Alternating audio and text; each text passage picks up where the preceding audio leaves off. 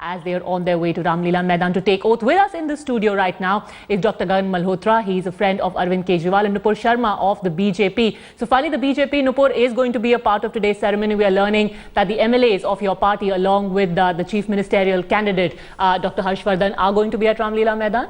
Well, I'm not really aware of that. If they are, then you can understand, because it's the government formation, there's a swearing in. If in case they've been invited, in case they're there, then that's actually up to the chief ministerial candidate. Of course, we are the constructive opposition.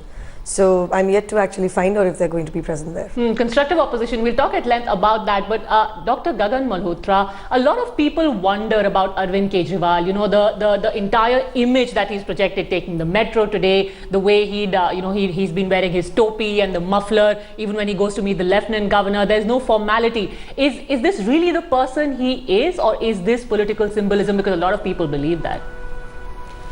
Madam, he was timid and shy right from beginning. He was absolutely humble right from childhood. We were Bal Sakha together. We used to study right from 8th, 9th, 10th, 11th, 12th. We were together, and yeah, he was quite humble, as well as he had leadership qualities right from beginning in him. And what I can see today is an absolute reflection of the past. He was right. He was like this earlier also.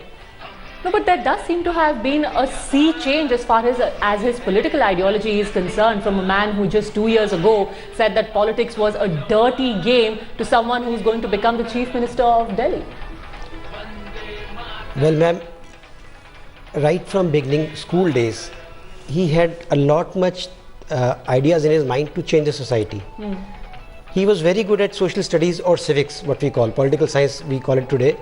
So. And I still remember a small anecdote. He was asked to prepare a topic, any topic of his choice, in civics. And he prepared a long essay on decentralization of governance.